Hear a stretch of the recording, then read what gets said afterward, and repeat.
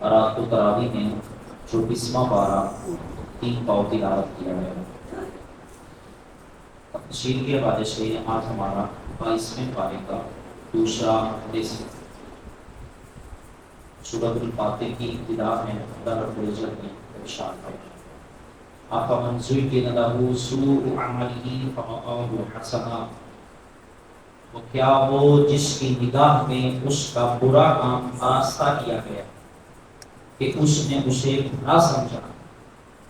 ہدایت والے کی طرح ہو جائے گا؟ فَإِنَّ اللَّهَ يُضِلُّ مَن يَشَاءُ وَيَهْدِي مَن يَشَاءُ، اس لیے اللہ گمراہ کرتا ہے جسے چاہے اور راہ دیتا ہے جسے چاہے۔ آیت مقدسہ میں واضح فرما دیا گیا کہ کسی بندے کو کوئی بھی کام حقیقت میں وہ برا ہو، لیکن اگر اسے اچھا لگنا شروع ہو جائے اس کا یہ مطلب نہیں کہ وہ کام اچھا ہو۔ برا کام ہے، گناہ ہے، اللہ کی نافرمانی ہے، آپ اسے جس مرضی انداز میں لے آئیں وہ برا ہی رہے گا، کبھی اچھا نہیں ہو سکتا۔ دوسری چیز یہ ہے کہ جب تک کوئی بھی کام آپ کو برا نہ لگے اس وقت تک آپ اس کے حوالے سے شرمندگی کا اظہار نہیں کر سکتے، اور جب شرمندگی اور ندامت نہیں ہوگی دین آپ توبہ بھی نہیں کرتے۔ ہاں، کسی کام کا برا لگنا یہ اس بات کی دلیل ہے کہ آپ اس پر ندامت اور شرمندگی کا بھی اظہار کریں، اور جب ندامت آ جائے گی آٹومیٹکلی بندہ توبہ کی طرف بھی آ جائے گا۔ جس وقت یہ آیت مقدسہ 28ویں پارے کی نازل ہوئی، یا ایھا الذین آمنوا توبوا الی اللہ توبۃ نصوحا، تو شیطان نے نا اپنے سر میں خاک ڈالی۔ اس کے جو چیلے تھے انہوں نے پوچھا کہ یہ کیا وجہ ہے، اتنی پریشانی کس چیز کے لیے؟ اس نے کہا تم نہیں جانتے مسلمانوں پر ایک آیت نازل ہوئی ہے، جس وقت وہ توبہ کریں گے نا اس کے بعد وہ گناہ نہیں کرتے، پکی توبہ ہے۔ شیطان کے چیلوں نے اسے ایک بات کی، انہوں نے کہا کہ کسی بھی گناہ پر یا اللہ کی نافرمانی پر توبہ اس وقت ہوتی ہے جب بندہ گناہ کر کے اس کو گناہ سمجھے۔ بہت بڑی بات ہے اگر آپ اس کو غور کریں نا اس پر۔ اور میں حقیقت بتاؤں آج ہمارے اس وقت معاشرے کا جو المیہ ہے نا سب سے بڑا وہ یہی ہے، جب بھی کسی کو کسی گناہ کے حوالے سے بتایا جاتا ہے وہ کہتا ہے بھائی سارے کر رہے ہیں، فلانا بھی کر رہے ہیں، وہ جی فلاں مفتی صاحب نے بھی ایسا کیا تھا، لیکن تو جب میں کر رہا ہوں تو پھر کون سی بات ہوگی؟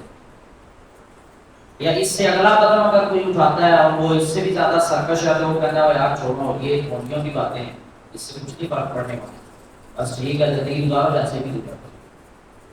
اور رہا مسئلہ قیامت کا اور آخرت کا اور یہ ساری چیزیں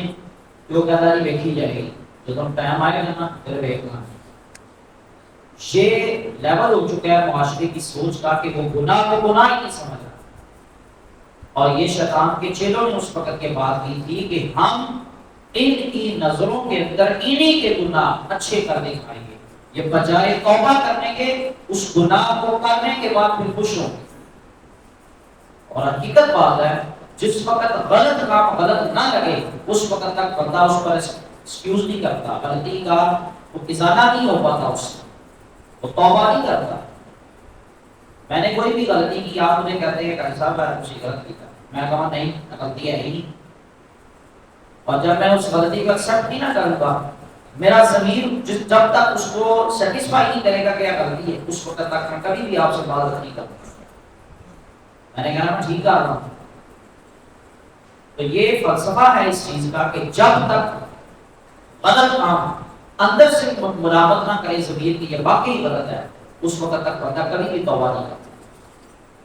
اسی لیے توبہ سب سے پہلی جو شرط اللہ نے بیان کی وہ ہے یہ کہ بندے کے دل کے اندر ندامت اور شرمندگی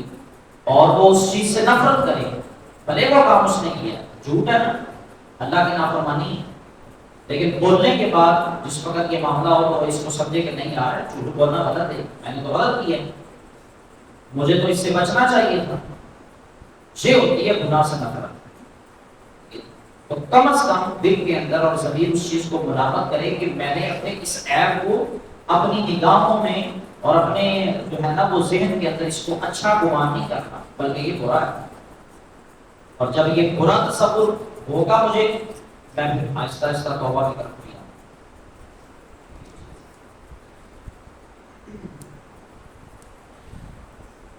آگے چل کر اللہ رب العزت نے ارشاد فرمایا وَمِنَ النَّاسِ وَالدَّوَابِ وَالْأَنْعَامِ مُخْتَلِفٌ أَلْوَانُهُ اور آدمیوں اور جانوروں اور چوپایوں کے رنگ یوں ہی طرح طرح کے كَذَلِكَ إِنَّمَا يَخْشَى اللَّهَ مِنْ عِبَادِهِ الْعُلَمَاءُ اللہ سے اس کے بندوں میں وہی ڈرتے ہیں جو علم پاتے ہیں. یعنی خشیت الہی اللہ اسی کو دیتا ہے جس کو اللہ کی علم عطا. تو علم کا آ جانا، علم کا حاصل ہو جانا خاص طور پہ دین کے علم کی بات ہو رہی ہے، یہ بڑا ضروری ہے. اور جب تک یہ نہیں ہوگا اس وقت تک بندہ اپنی کو انسانیت کے حوالے سے یا اپنے اعمال کے حوالے سے پراپر طور پر عمل نہیں کر پائے. کوشش کریں کہ علم دین جتنا ہو سکے اس کو سیکھیں، کہ یہی وہ علم ہے جس کی جو ہے نا وہ آپ کو اللہ اور اس کے رسول کی بہتر طریقے سے پہچان ہو سکتی. ورنہ دنیا کا جو نصاب ہے وہ آپ کے سامنے ہے. تب آپ لوگوں نے بھی زندگی کا قصہ گزارا ہے، اسکول اور یونیورسٹی اور ان کے جو مطلب نصاب ہیں کتنا اس کے اندر دین رہ گیا ہے وہ آپ بھی جانتے ہیں، میں بھی جانتا ہوں. اور دوسری یہ چیز کہ آپ نے وہ حدیث پاک اکثر لکھی ہوئی دیکھی ہے اسکولوں اور یونیورسٹی کے اندر طالب العلم فریضۃ علی کل مسلم و مسلمہ. وہ جدی مرضی تسی تفسیر چک کے دیکھ لو اس سے مراد علم نہیں، دنیا کا علم مراد نہیں. اور یہ بھی میں آپ کو بتاؤں کہ پہلے ادوار کے اندر دین دنیا کا علم دنیا کا ہو یا دین کا ہوتا ہے اکٹھا ہی تھا. یہ تفریق اب آ کے پیدا ہوئی، اس سے پہلے ایسا نہیں تھا. مکتب کے اندر بچے کو بھیجا جاتا تھا اور آپ نے یہ بھی سنا ہوگا کہ رسمیں بسم اللہ ہوتی تھی. مونٹن پینکر بھی کرے نا اس وقت ایسا نہیں ہوتا. اس وقت بچے کو پہلا لفظ جو پڑھایا جاتا تھا وہ اللہ کا نام تھا، یعنی کہ ابتدا یہاں سے ہو رہی ہے. مکتب کے اندر بچے کو سب سے پہلا جو لفظ سکھایا جا رہا ہے وہ اللہ کا نام. تو لیکن اب آ کے وہ حالات بدل گئے، لوگوں کی سوچ بدلی، نیچر بدل گئی، حالات بدل گئے، معاشرہ بدلا، انوائرمنٹ کے اندر چینج آ گئی، تو لوگوں نے جو ہے وہ مانا. تو فرمایا انما یخشی اللہ من عبادہ العلماء، اللہ سے اس کے بندوں میں وہی ڈرتے ہیں جو علم پاتے ہیں. اور یہ وہ دین کا علم ہے جو آپ کو تہذیب و تمدن سکھائے گا، ادب سکھائے گا. ورنہ دنیا کے علم میں ایسا جو معاملہ ہے وہ بہت کم. اس لیے کوشش فرمائیں کہ اپنی آنے والی نسلوں کو جو ہے نا وہ قرآن و سنت کے علم سے بھی آسان. آگے چل کر سورہ یاسین ہے. سورہ یاسین کو اللہ رب العزت نے قرآن کا، نبی علیہ السلام نے قرآن کا دل کہا، اور یہ زینت ہے قرآن کی سورہ یاسین، اور اس کے پڑھنے کی بڑی فضیلت ہے. میرا ویسے یہ ناقص مشورہ ہے سب کو، میں خود بھی، ہم سب بھی کم از کم سورہ یاسین کی روزانہ ڈیلی بیسس میں ایک دفعہ کم از کم اس کی تلاوت ضرور کریں. اس کا فائدہ یہ ہوتا ہے جو میں نے خود آبزرو کیا، جو اس چیز کو میں نے خود نوٹ کیا وہ بتا. ویسے تو حکمت یہ ہے، ظاہری بات ہے، اجر و ثواب بھی ہے، قرآن مجید ہے، ظاہری بات ہے ثواب تو ہوتا ہے، لیکن یہ ہے کہ اس سے آپ کا جو دل ہے نا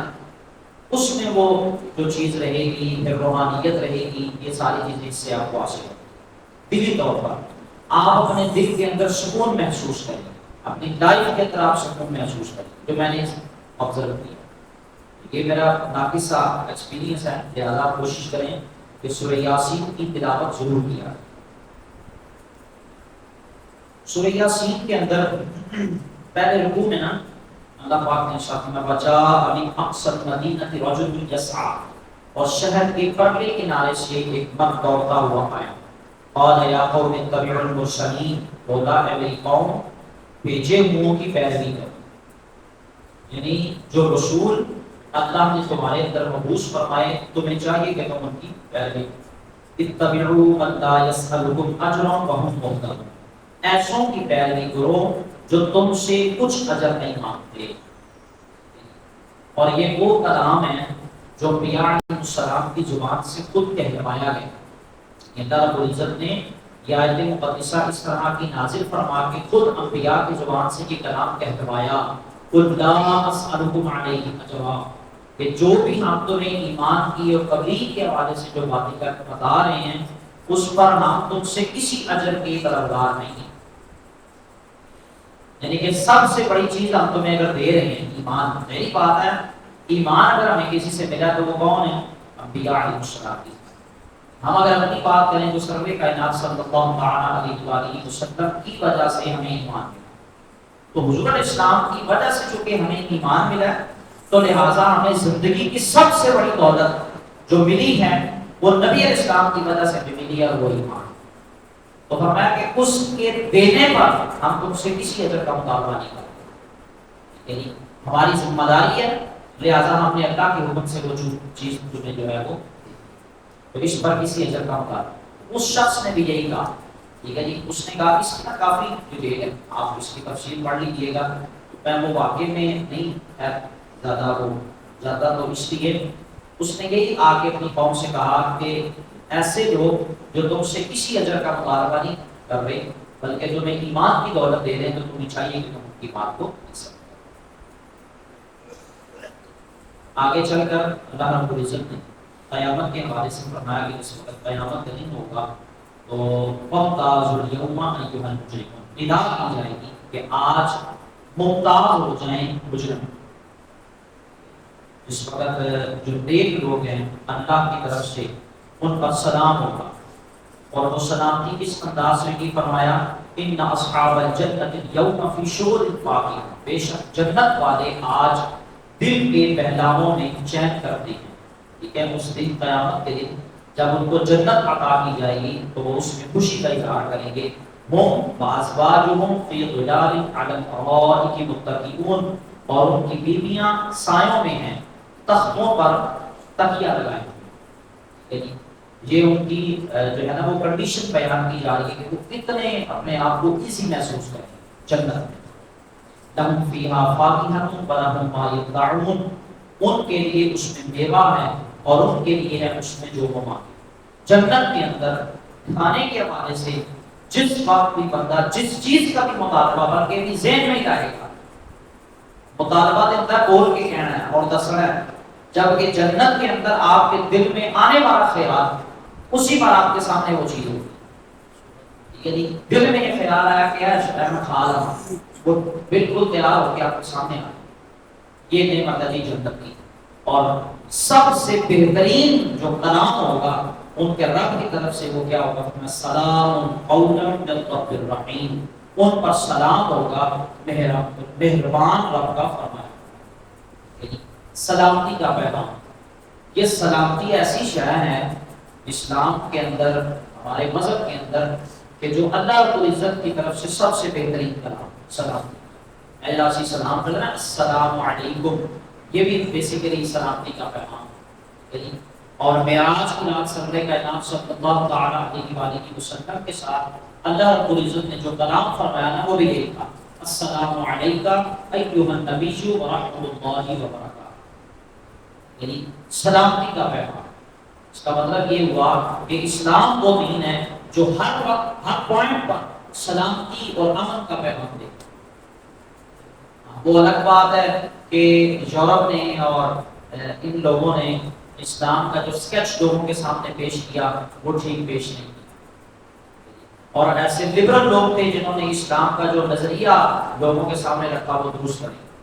اس کے پیچھے کئی وجوہات ہیں بہرحال، جبکہ اسلام ایسا دین ہے اور فرمایا کہ یہ سب سے بڑا ان کے لیے اعزاز ہوگا جنتیوں کے لیے کہ رب کی طرف سے ان پر سلامتی۔ آگے چل کر سورۃ الصافات ہے، اللہ رب العزت نے اسی طرح اس سورہ مبارکہ کے اندر بھی جنت کی نعمتوں کے حوالے سے ذکر فرمایا، پھر اس کے بعد مختلف اقوام کا ذکر فرمایا، خاص طور پہ حضرت ابراہیم خلیل اللہ علیہ نبینا علیہ السلام کے حوالے سے کہ جس وقت انہوں نے اللہ کی بارگاہ میں بیٹے کے حوالے سے دعا فرمائی، اللہ رب العزت نے ان کی دعا کو قبول فرمایا۔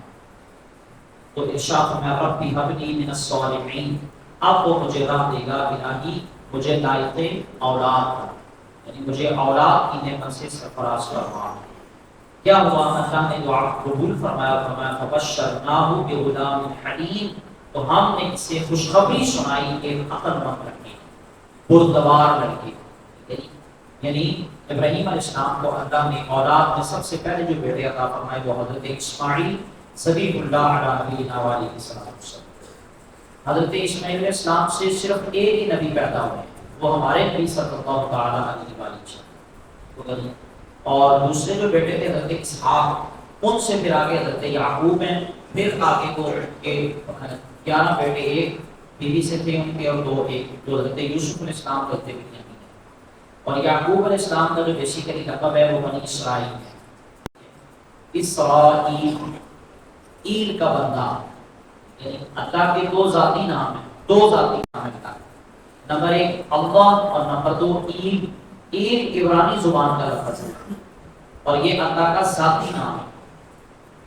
صفاتی نہیں، صفاتی تو 99 ہے نا، ذاتی اللہ کے دو نام ہیں، ایک اللہ اور ایک ایل۔ ایل یہ عبرانی زبان کا لفظ ہے، تو اسرائیل ایل کا بندہ، یہ یعقوب علیہ السلام کا بندہ۔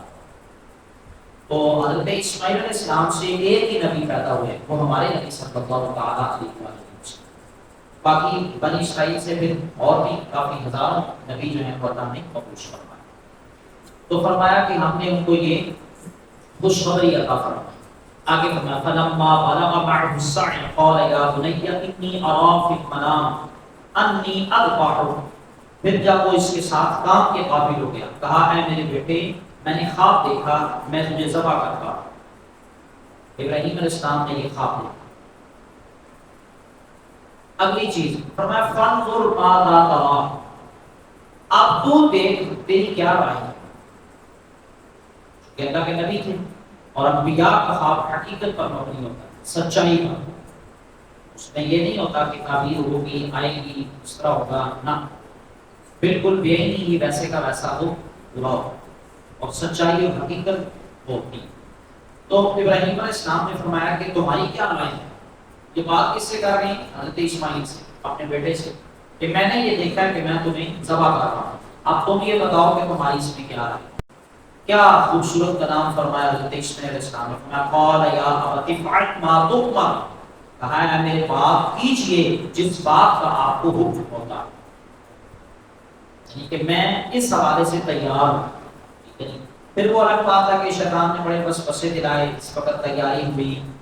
حضرت ہاجرہ کے پاس وہ آیا، باجی ہے وہ ذبح کرنے کے لیے لے کے جا رہے ہیں، تو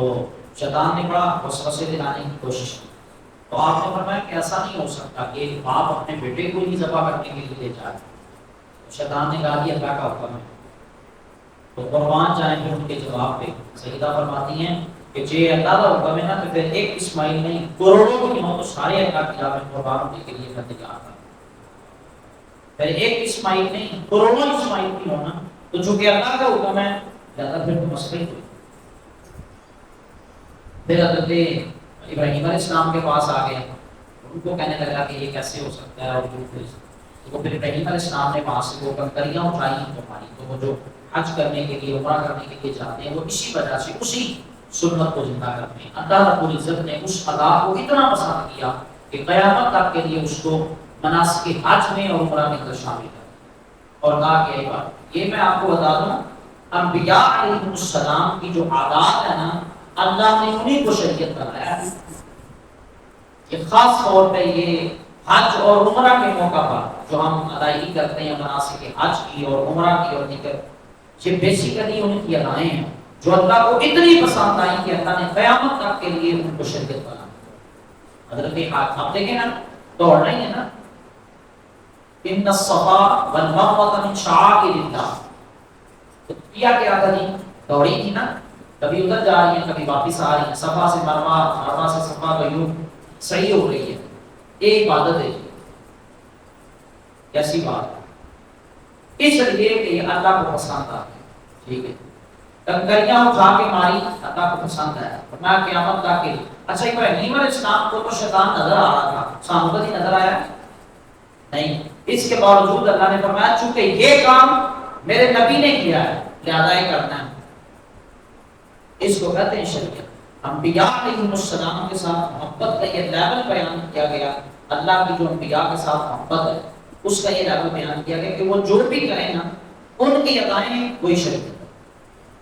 قیامت تک کے لیے سب لوگ ایسے کریں گے تو ان کا جو ہوگا نہیں۔ اچھا، جس وقت یہ معاملہ ہوا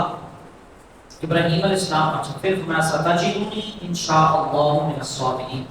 پھر آگے اسماعیل علیہ السلام میں خدا نے چاہا تو قریب ہے کہ آپ مجھے صبر پائیں گے، یعنی میں صبر کروں گا اس بات پر۔ اور یہ بڑی بات ہوتی ہے کہ وہ وقت کے دیکھیں نا، ہماری دنیا کی اگر آپ مثال لیں کہ پتر ہو جڑا اسی دعا مانگ مانگ کے لے آؤ گے اور پھر یہ حکم ہو کہ اس کو دبا کر دیا جائے، ہم دیکھیں کہ ہماری کیا سچویشن ہوتی ہے۔ ساڈے کو تو سب نماز نہیں پڑھی جاتی اور پتر کے پیچھے ذبح کر رہے ہیں۔ ہاں، اپنے بیٹوں کو ذبح کیا ہے، وہ سب سے پہلی مثال ابراہیم علیہ السلام کی، اور پھر اس کے بعد صحابہ کرام علیہم رضوان نے وہ وفاداری کا لیول پیش کرتے ہوئے بتایا کہ ہاں اللہ رسول واسطے پتران قربان کرنا آسان نہیں ہے، ٹھیک ہے، یہ حوصلہ صحابہ کرام کا ہے۔ یا پھر اس کے بعد حضرت امام حسین رضی اللہ تعالیٰ عنہ کا کہ انہوں نے جو ہے نا وہ یہ قربانی دے کے ثابت کیا کہ ہاں اللہ رسول کے لیے جانوں کو قربان کرنا یہ اتنا آسان نہیں ہے۔ میں نے اس دن بھی آپ کو عرض کیا تھا کہ جس وقت باری آئی نا ساڑی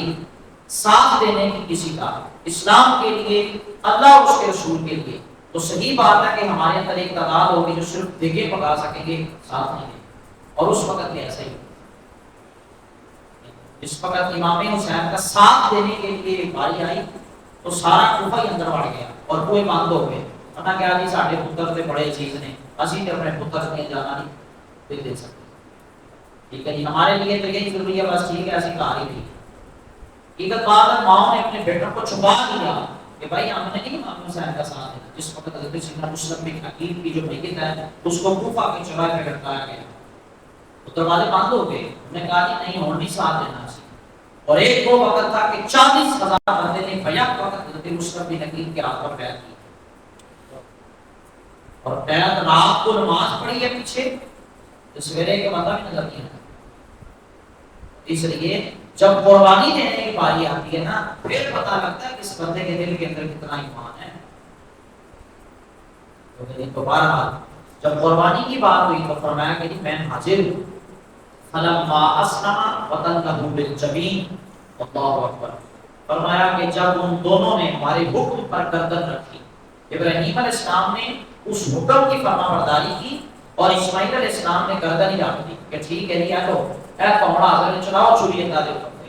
اور باپ نے بیٹے کو ماتھے کے بل لٹایا، یعنی کہ وہ چہرہ نیچے، اس وجہ سے کہ کہیں ترس نہ آ جائے، کہیں اللہ کے حکم میں تاخیر نہ ہو جائے۔ یہ ادائیں دیکھیں آپ، اقبال کہتا ہے یہ فیضان نظر کا یا کہ مکتب کی کرامت تھی، سکھائے اس نے اسماعیل کو آداب فرزند کی، یہ ان کو آداب کہاں سے آئے؟ کسی مکتب میں گئے تھے؟ نہیں، کسی سے سیکھے تھے؟ نہیں۔ بہرحال یہ دیکھیں کہ انداز خود بتایا جا رہا ہے، ماتھے کے بل بنا دینا یا ابراہیم، اور اس وقت کا ہاتھ نہ پوچھ کے ہم نے اسے ندا فرمائی کہ ابراہیم قد صدقت الرؤیا، بے شک تو نے خواب سچ کر دکھایا، انا کذالک نجزی المحسنین، ہم ایسا ہی صلہ دیتے ہیں نیکی کرنے والوں، یعنی کہ جیڑا ساڈے حکم تے آ جائے،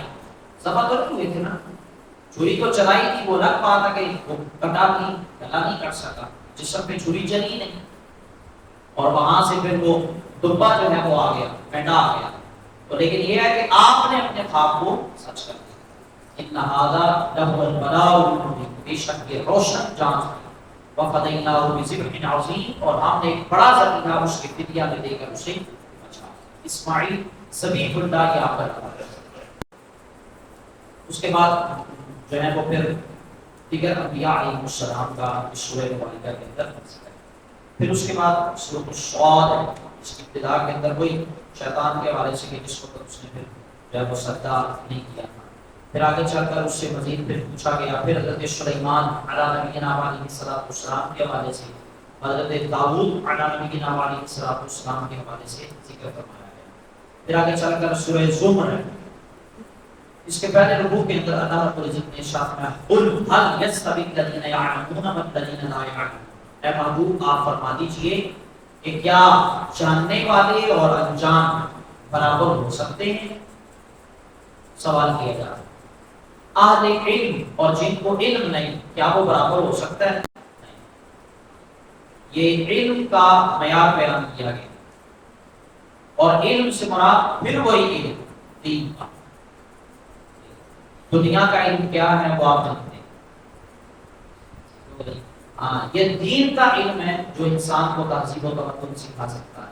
جو انسان کو انسانیت سکھا سکتا ہے۔ اگر نہ انہوں نے پی ایچ ڈی کی تھی ان پر وہاں پہ انہوں نے بولنے کی نہیں۔ یہ قرآن ہے کہ جس نے کہا کہ تو غوث کتب اور دان بن جا، وقت کا جتنا متی والدین سے تو ملتا ہی نہیں پڑا۔ یہ ہے اسلام، یہ ہے قرآن کی تعلیمات، یہ ہے اسلام کہ جس نے کہا کہ نہیں تین لوگوں سے تو پڑھ نہیں سکتا، والدین، استاذ اور تیسرے نمبر پر فرمایا کہ قاضی۔ ان تین رشتوں سے انسان کبھی بڑا نہیں ہو سکتا، چھوٹا ہی،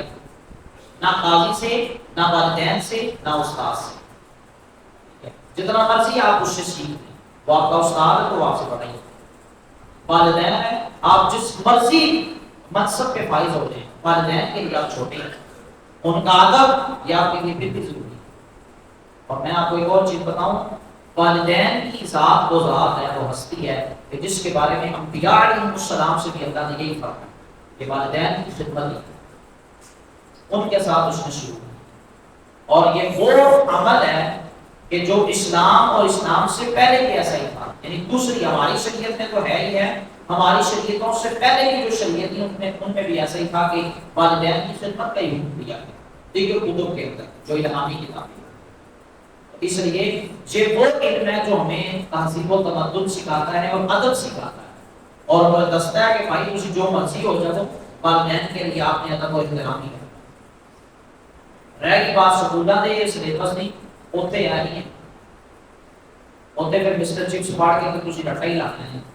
اور یہی یاد کرنا ہے کہ وہ پیچھے ملی سی اور کیا ہوا تھا اور کیا نہیں ہوا تھا، یہ حساب ہے ہمارا۔ اور لہٰذا فرمایا گیا کہ علم سے مراد یہاں علم ہے۔ آگے چل کر بھی 24واں پارہ ہے، اللہ رب العزت نے ابتدا میں ارشاد فرمایا قل یا عبادی الذین اسرفوا علی انفسہم، آپ فرما دیجئے اے میرے وہ بندوں جنہوں نے اپنی جانوں پر زیادتی کی، ظلم کیا، گناہ کیے، ٹھیک ہے، اور جس طرح بھی ہوا، لا تقنطوا من رحمت اللہ، اللہ کی رحمت سے نا امید نہ۔ لیکن ایک بات یاد رکھنا ہے، اس آیت کا ہرگز مطلب نہیں ہے کہ بندہ جو مرضی کری جائے تو بعد کرے کہ میں کوئی غلط توبہ کرنا آنا ہے، اللہ نے بخشی دینا ہے، تعالیٰ جو مرضی کری جاؤ، اس کا یہ مطلب ہرگز نہیں ہے۔ اس کا مطلب یہ ہے کہ بندے سے انجانے میں ایسا ہو گیا، لیکن بھول کر ایسا ہو گیا، گناہ سرزد ہوا، اس کے بعد وہ یہ نہ سوچے کہ میرا بالکل ہی اینڈ ہو گیا، ٹھیک ہے نہیں، ایسا نہیں، بلکہ اس کے پاس اللہ کی طرف سے یہ رحمت موجود ہے کہ اللہ نے توبہ رکھی کہ ٹھیک ہے نہیں، آپ سے ہو گیا، آپ معافی مانگیں، توبہ کر لیں، گناہ معاف ہو جائے گا۔ جیسے صحابہ کرام نے رضوان عرض کی یا رسول اللہ جب گناہ ہو جائے تو کیا ہوتا ہے؟ نبی علیہ السلام میں وہ اس کے بندے کے نامہ اعمال لکھ دیا جاتا ہے، عرض کی یا رسول اللہ جب وہ توبہ کرے میں مٹا دیا جاتا ہے، پھر فرمایا پھر کرے میں پھر لکھ دیا جائے گا، پھر توبہ کرے پھر مٹا دیا جائے گا۔ پھر حضور علیہ السلام نے فرمایا بندہ گناہ کر کر کے تھک جاتا ہے اور توبہ کر کر کے تھک جاتا ہے، اللہ معاف کر دے گا، کتنی بڑی گل۔ اس لیے یہ اس کا مطلب یہ ہے لا تقنطوا من رحمت اللہ، اللہ کی رحمت سے نا امید نہیں، یعنی بندہ یہ نہ سمجھے کہ ہم گناہ ہو گیا اللہ ہونا چاہیے کہ میرا تو کیا خاطر خراب ہو گیا تو یہ ہے تو اس طرح نہیں۔ آپ توبہ کریں اس کے بعد رجوع کریں، دوبارہ سے نیکی کریں، بلکہ 19ویں پارے میں کہا الا من تاب وآمن وعمل عملا صالحا فاولئک یبدل اللہ سیئاتہم حسنات، وہ جس نے توبہ کی پھر اس کے بعد اس نے عمل صالح کیے، فاولئک یبدل اللہ سیئاتہم حسنات، اللہ ایسوں کی برائیوں کو بھلائیوں میں بدل دے گا، وکان اللہ غفورا رحیما، اور اللہ بخشنے والا ہے۔ یعنی جڈا پٹاؤ گناہگار سے نا جس وقت وہ توبہ کرے گا تو توبہ ایسی چیز ہے وہ اس کے سارے گناہوں کو نیکیوں میں بدل دے گی۔ اس کا مطلب ہے جڈا پٹا گناہگار سے بعد جب توبہ کرے گا اٹھا پٹائی نیک ہو جائے گا۔ ان اللہ یغفر الذنوب جميعا، بے شک اللہ سب گناہ بخش دیتا ہے، انہ هو الغفور الرحیم، بے شک وہی بخشنے والا ہے۔ باقی کا جو خلاصہ ہے تفسیر کے حوالے سے انشاءاللہ پڑھیں گے۔ اللہ کی بارگاہ میں دعا ہے